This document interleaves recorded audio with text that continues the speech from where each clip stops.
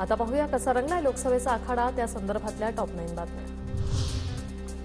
शिवसंग्राम संघटना लोकसभा निवडणुकीत तटस्थ राहणार, ज्योती मेटेंकडून भूमिका स्पष्ट। तर विधानसभा निवडणुकीत 12 जागा लढवण्याचा शिवसंग्रामचा निर्धार। मोदींना संपूर्ण देशात फिरण्यासाठी निवडणुकीचा कालावधी वाढवला, विनायक राऊतांची मोदींसह निवडणूक आयोगावर टीका। या सगळ्याचा फटका नरेंद्र मोदींना बसणार असाही दावा। अतिवृष्टीच्या प्रश्नावर गीते हसले, मी असो तर कानाखालीच लगावली असती। अनंत गीतेंवर टीका करताना विकास गोगावलेंची जीभ घसरली। विकास गोगावले हे आमदार भरत गोगावले यांचे पुत्र।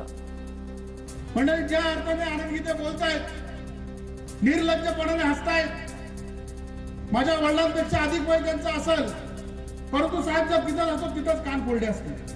कारण की माझं महाडचं संकट, माझ्या तळ्यावरती आलेला प्रसंग, माझ्या पोलादवरती आलेला प्रसंग, माझ्या महाड शहरावरती आलेला प्रसंग, ज्या पुराणी थैमान घातला होता, पत्रकार विचारतायत आणि हा माणूस निर्लज्जपणाने हसतोय। माढा आणि सोलापूर लोकसभेसाठी भाजपने नेमले निरीक्षक। माढासाठी आमदार प्रसाद लाड तर सोलापूरसाठी आमदार श्रीकांत भारतीय यांची नियुक्ती।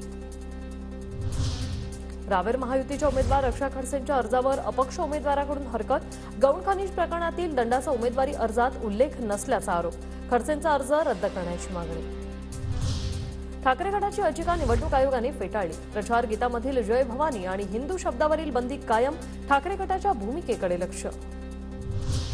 हातकणंगलेमधून बच्चू कडू महायुतीच्या उमेदवाराविरोधात दंड थोपटणार। राजू शेट्टींना निवडून आणण्यासाठी सर्व प्रयत्न करणार, आमचं नातं शेतकऱ्याशी जोडलेलं आहे, कडूंची भूमिका।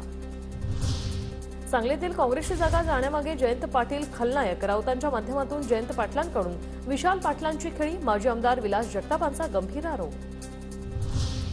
नंदुरबार शहरात महायुतीच्या उमेदवार हिना गावित यांनी प्रचाराचा नारळ फोडला। शहराचे ग्रामदैवत असलेल्या गणपती मंदिरात महाआरती करून प्रचाराला सुरुवात।